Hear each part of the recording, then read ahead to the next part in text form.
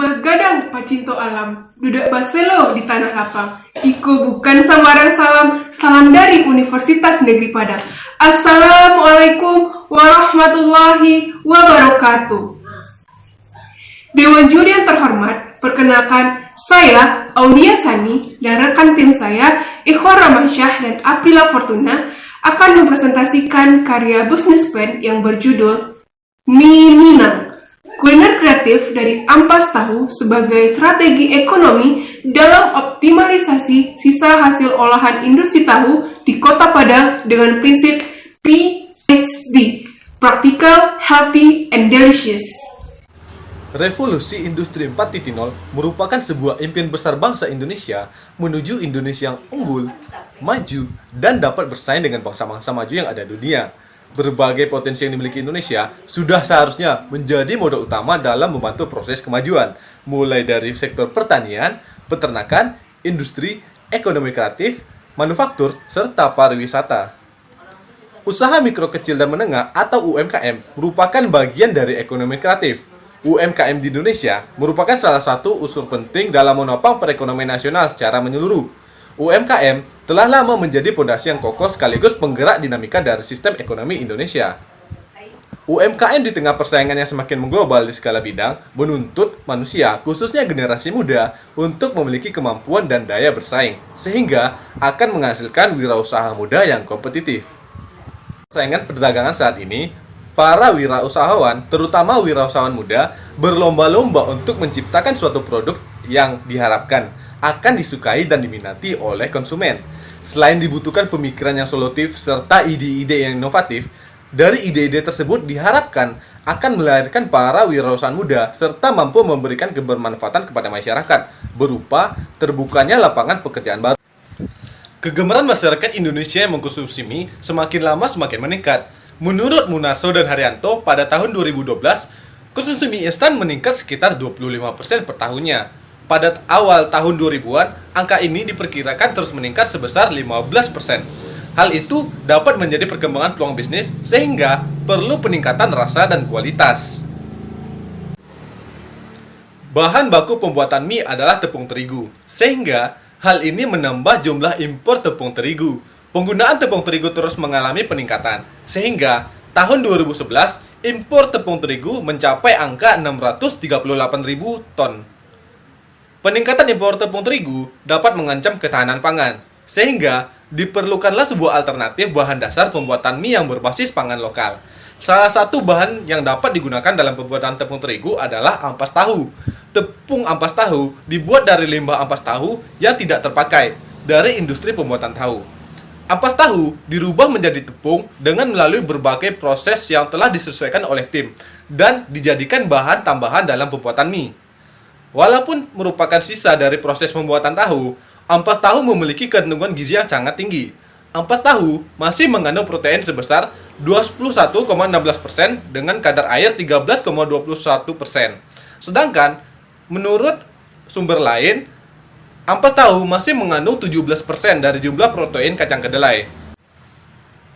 Berdasarkan permasalahan di atas, diperlukan inovasi baru dalam pengelolaan mie, sehingga penyajiannya tidak monoton, yaitu dengan mengkreasikannya dengan menggunakan bahan yang berbeda dari biasanya, menggunakan bumbu yang sesuai dengan lidah dan keinginan masyarakat atau konsumen, serta membentuk bentuk mie menjadi lebih menarik. Dengan segala inovasi yang ada, diharapkan dapat menarik konsumen melalui bentuk visual produk, sehingga mampu mengundang selera konsumen dan membeli produk yang ditawarkan. Dengan segala permasalahan yang ada, penulis mencari sebuah solusi dan menjadikannya sebagai peluang usaha, yaitu menciptakan sebuah usaha kuliner dengan memanfaatkan sesuatu yang tidak termanfaatkan, yaitu memanfaatkan ampas tahu sebagai bahan pembuatan mie. Mie Minang memiliki makna mie dari daerah Minangkabau karena diciptakan oleh putra-putri asli Minangkabau. Merupakan usaha yang bergerak di bidang kuliner, Mie Minang menawarkan berbagai jenis cita rasa yang sesuai dengan ciri khas lidah masyarakat Indonesia. Nah, Mie Minang merupakan inovasi di bidang kuliner, yaitu olahan mie yang dibuat menggunakan bahan dasar dari tepung ampas tahu, memanfaatkan sisa olahan yang tidak terpakai dan mengolahnya menjadi kuliner yang memiliki nilai jual tinggi.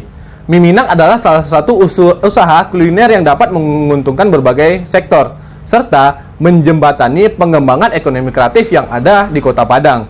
Selain membuat inovasi dengan memanfaatkan sisa industri yang tidak memiliki nilai jual menjadi memiliki nilai jual tinggi, Mi Minang juga akan menghasilkan produk usaha atau kuliner yang sehat yang dapat memenuhi gizi harian konsumen. Tidak hanya sebatas itu, produk Mi Minang juga melakukan promosi kebudayaan secara tidak langsung. Melalui kemasan yang digunakan, Mi Minang meletakkan kebudayaan Minangkabau pada kemasannya. Kebudayaan yang ditampilkan terdiri dari 3, yaitu tarian, objek wisata, dan alat musik Minangkabau.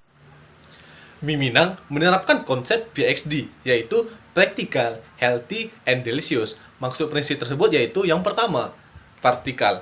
Dalam setiap produk yang dihasilkan oleh Mi Minang selalu praktis, baik praktis dari segi pembuatan dan konsumsi maupun praktis dari segi kemasan.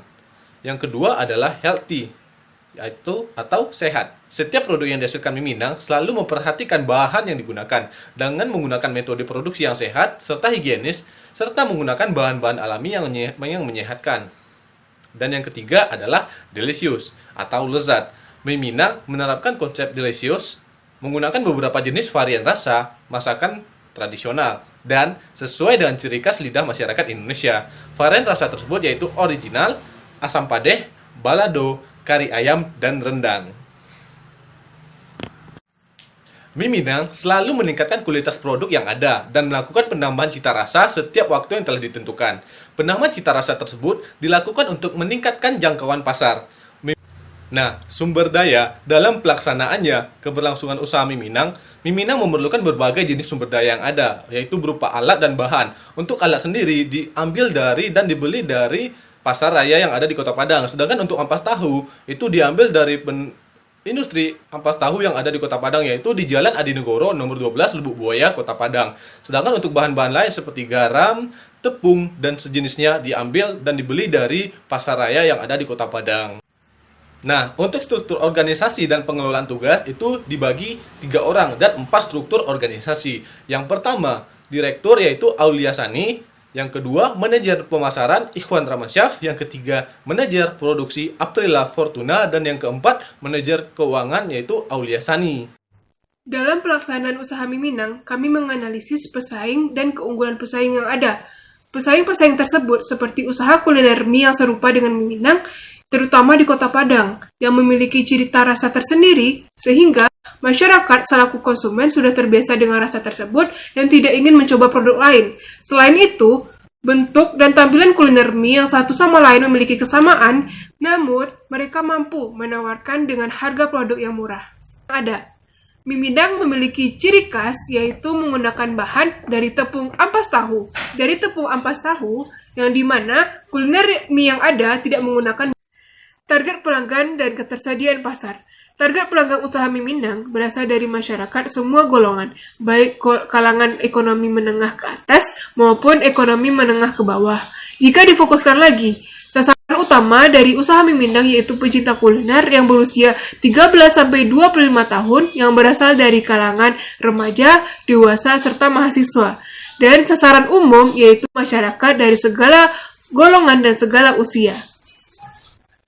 Lokasi usaha Mi Minang terletak di Jalan Korong Gadang, Simpang Mawar Putih, Kuranji, Kota Padang, Sumatera Barat, merupakan tempat strategis untuk memulai usaha. Konsumen dapat memesan langsung di lokasi usaha atau memesan melalui media sosial yang sangat kami gencarkan, yaitu Instagram, Facebook, WhatsApp. Akun Instagram dapur_Mi Minang yang digunakan untuk promosi. Selanjutnya, konsumen dapat berkomunikasi melalui WhatsApp. Untuk ketersediaan pasar sendiri, Mi Minang memiliki peluang yang sangat tinggi karena kebutuhan masyarakat akan inovasi kuliner yang praktis, mengenyangkan, serta bergizi sangat tinggi. Dan juga bahan, yaitu tepung ampas tahu yang sangat mudah ditemukan di Kota Padang ini. Apalagi, ampas tahu merupakan komoditas unggulan yang berada di Kota Padang. Baik, di sini saya akan menyampaikan strategi pemasaran dan akuisisi pelanggan. Yang pertama itu strategi pemasaran. Dalam beberapa strategi pemasaran, usaha Mi Minang menggunakan berbagai jenis pada media sosial promosi yang dilakukan dengan segala cara.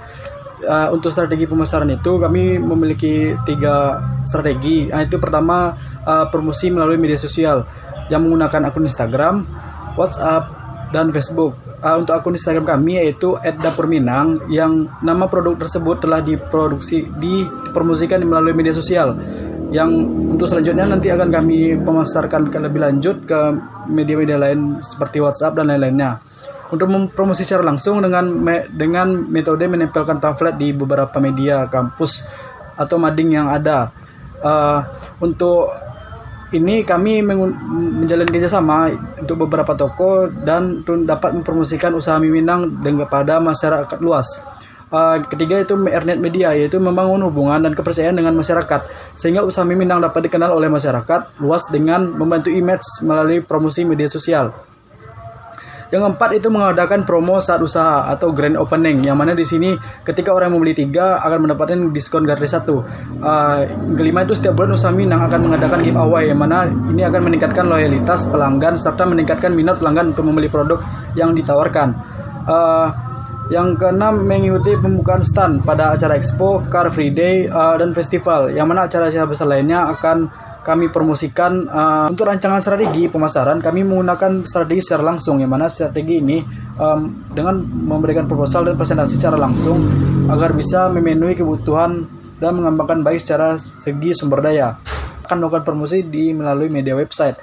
Untuk akuisisi pelanggan dengan cara pelanggan akan dapat berminat memilih produk di usaha mie Minang dengan melakukan promosi dengan berbagai media yang ada seperti Instagram, WhatsApp, dan juga menerapkan metode Ernet Media, yaitu membangun hubungan dan kepercayaan kepada masyarakat sehingga mie Minang dapat dikenal oleh masyarakat luas.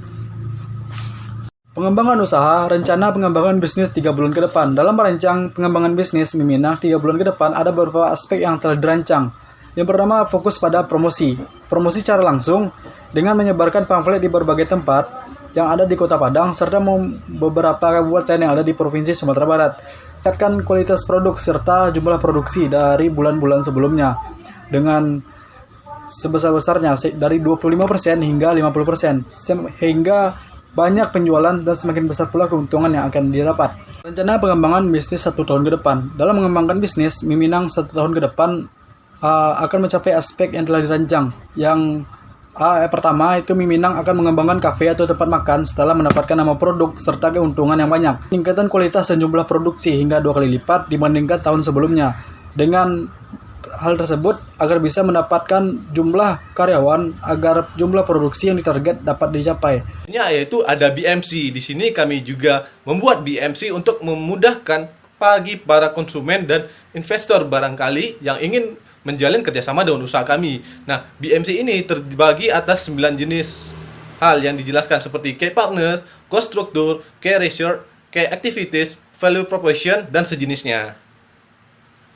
Minang dengan modal sebesar 1.520.000 yang sudah termasuk bahan baku, alat, perjalanan, distribusi, dan biaya-biaya lainnya, mendapatkan harga pokok produksi sebesar 7.625 dengan harga jual sebesar 10.000. Target penjualan per bulannya yaitu sebanyak 200 pieces dengan omset penjualan sebesar 2 juta dan keuntungan sebesar 4.479.500. Nah, perkiraan omset per tahunnya sebesar 24 juta dengan keuntungan 5.754.000. Selanjutnya, startup fee dengan modal 1.520.000 dengan expenditure-nya sebesar 5% per bulannya dan capital and break even-nya sebesar 2.000 produk dan payback periodenya sebesar 10 bulan. Maka dengan itu, usaha mie Minang layak untuk dikembangkan. Inilah hasil presentasi kami tentang apa itu mie Minang. Sebelum saya tutup, izinkan saya membawakan sebuah pantun. Kabau ketek di tapi banda, tanduanan alun tumbuh lagi. Ambo ketek baru baraja, tolong ditunjuk, diajari. Wassalamualaikum warahmatullahi wabarakatuh. Terima kasih.